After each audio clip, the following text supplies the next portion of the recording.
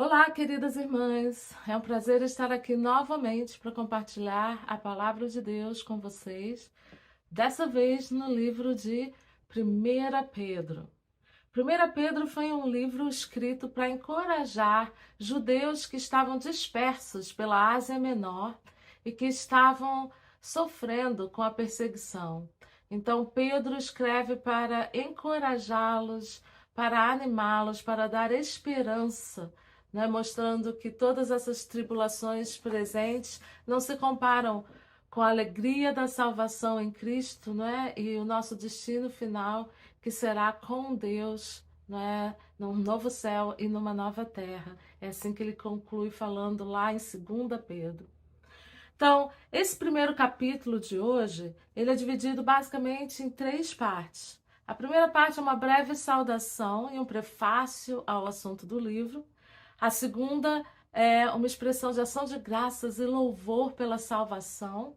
E a terceira é uma exortação à santidade. Exortação é uma palavra que quer dizer que você está conclamando a pessoa a obedecer um ensinamento da Bíblia, né? Então ele está exortando, ele está encorajando, mas mais do que encorajando, desafiando as pessoas a, no caso aqui, a se tornarem mais santas como Deus é santo. Então vamos lá, o prefácio e saudação.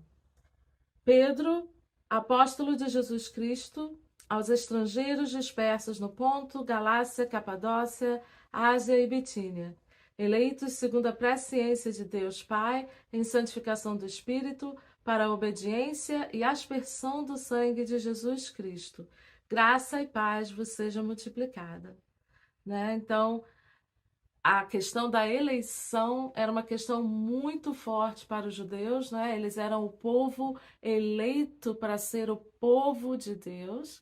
E agora, nessa nova aliança, então, eles foram eleitos em Cristo para receber a aspersão do sangue de Cristo. Então, novamente, né? Assim como Hebreus se refere muito ao mundo judaico e à realidade judaica, né? Em termos do Velho Testamento, aqui também, porque esse livro é escrito para os judeus, a gente vê claramente essa referência a temas que eram muito comuns para os judeus. O tema da eleição, a aspersão do sangue para a remissão de pecados, mas agora através de Jesus.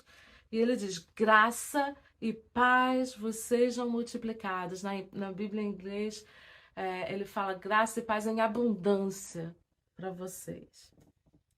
E aí ele começa com essa parte aqui, que é uma parte tão positiva, tão encorajadora, cheia de esperança. E eu amo essa parte aqui. Bendito seja o Deus e Pai de nosso Senhor Jesus Cristo, que, segundo a sua grande misericórdia, nos gerou de novo para uma viva esperança, pela ressurreição de Jesus Cristo dentre os mortos, para uma herança, perdão, incorruptível, incontaminável e que se não pode murchar, guardado nos céus para vós, que mediante a fé estáis guardados na virtude de Deus para a salvação, já prestes para se revelar no último tempo, em que vós grandemente vos alegrais, ainda que agora importa, sendo necessário que estejais por um pouco contristados com várias tentações,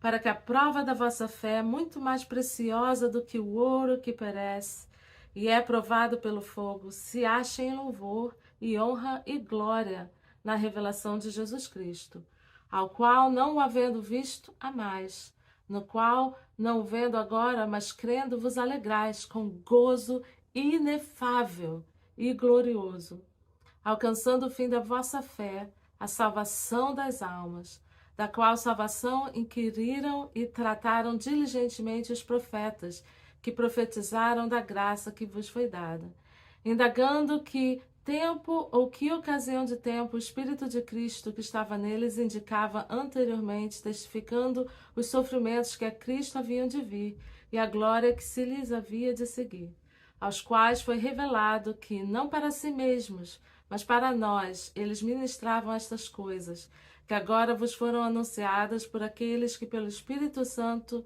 enviado do céu, vos pregaram o Evangelho, para as quais coisas os anjos desejam bem atentar.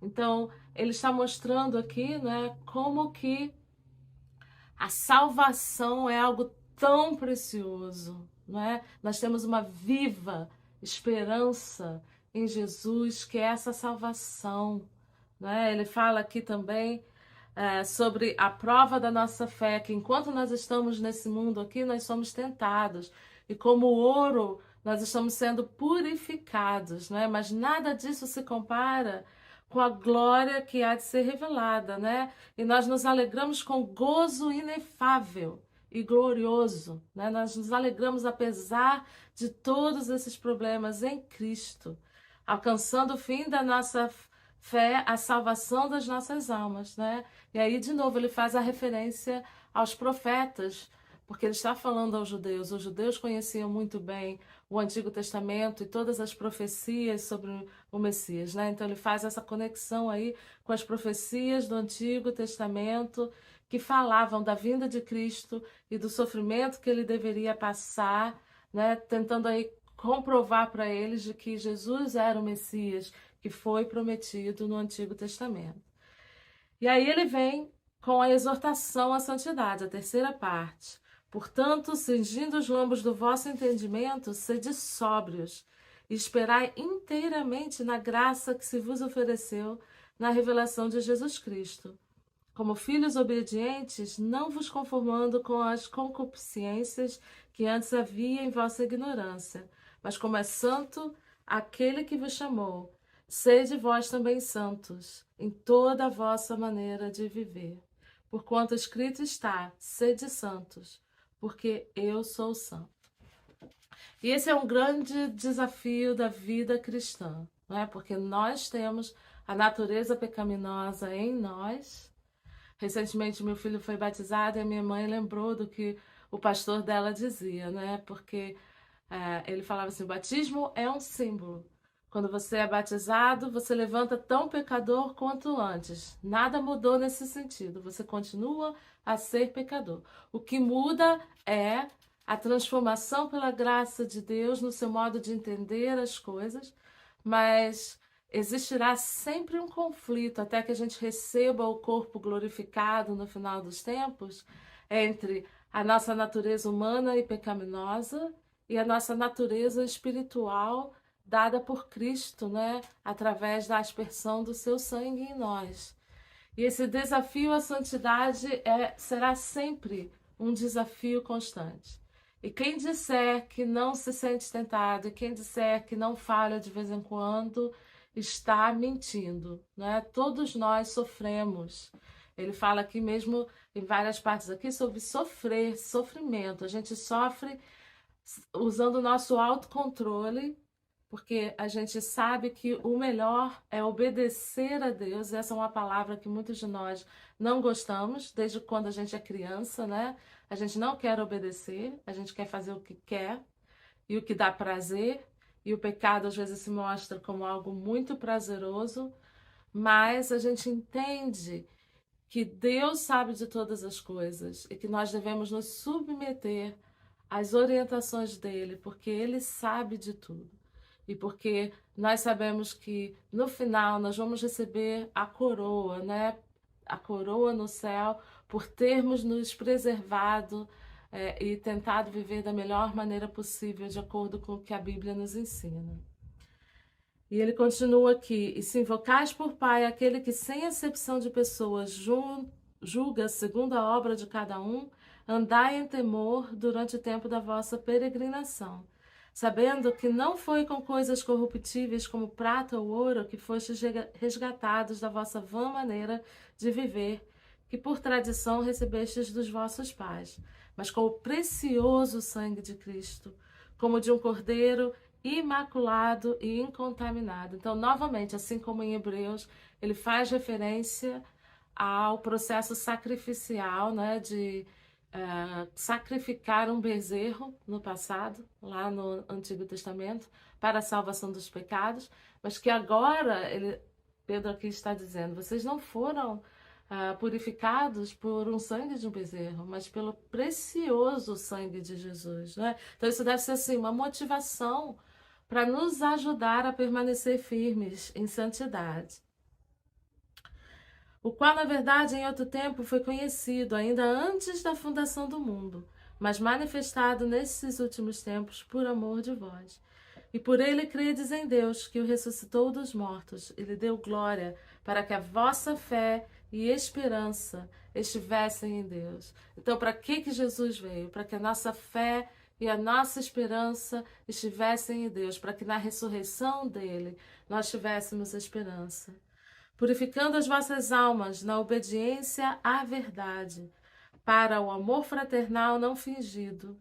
Amai-vos ardentemente uns aos outros com o coração puro, sendo de novo gerados, não de semente corruptível, mas da incorruptível, pela palavra de Deus viva e que permanece para sempre, porque toda a carne é como a erva, e toda a glória do homem como a flor da erva. Secou-se a erva e caiu a sua flor, mas a palavra do Senhor permanece para sempre. E esta é a palavra que entre vós foi evangelizada. Então, o que ele está dizendo? Tudo que a gente é como ser humano passa. Nós somos como a erva que murcha e cai. Mas a palavra de Deus, ela permanece para sempre. Ela é a verdade, não é? O mundo está aí dizendo que existem várias verdades. Mas a gente sabe que Deus, na pessoa de Jesus, ele é a verdade, a única verdade, o único caminho, né? Então, é nessa verdade que a gente deve basear a nossa vida. E é porque a gente sabe que a palavra de Deus é a verdade que a gente deve se sentir motivado para nos mantermos em santidade diante dele. E é um desafio, né? Mas ele está desafiando lá o pessoal que está espalhado lá pela Ásia Menor. Ele está nos desafiando a nós hoje para que a gente tenha essa visão de que a palavra de Deus ela é a verdade, né? E que é baseado nessa verdade que a gente deve viver uma vida santa e reservada para Deus, como eleitos que somos de Deus, eleitos para receber a graça, o perdão de Jesus através do seu sangue. Então eu quero perguntar para você, em que áreas da sua vida você está tendo dificuldade de manter a santidade, de obedecer aquilo que a Bíblia diz? Nós somos pessoas diferentes, com fraquezas diferentes, né? Para muitos talvez seja na área sexual, para outros talvez seja na área de manter a paciência, de manter o controle, de não explodir. Para outros, talvez seja o desafio de lidar com pessoas difíceis na sua vida, o desafio de amar pessoas que estão sendo ruins para você, né? Deus nos desafia a amar os nossos inimigos, pode ser tantas coisas. Mas eu quero te desafiar hoje, né, baseado nessa palavra, se sentir motivado a acreditar, a firmar a sua fé no fato de que a Bíblia é a verdade e que a obediência a Deus é que vai gerar fruto e que vai te conduzir a ser mais como Cristo, né? E a viver uma vida mais feliz em santidade a Ele. Então, que Deus nos encoraje, apesar de todos os sofrimentos dessa vida presente, a termos esperança, vivemos com esperança, fé, alegria, né? Sabendo que todas essas coisas são passageiras, mas que a palavra de Deus permanece para sempre. E nós temos a esperança da redenção ao final de tudo isso. E para tanto, Deus nos abençoe. Amém.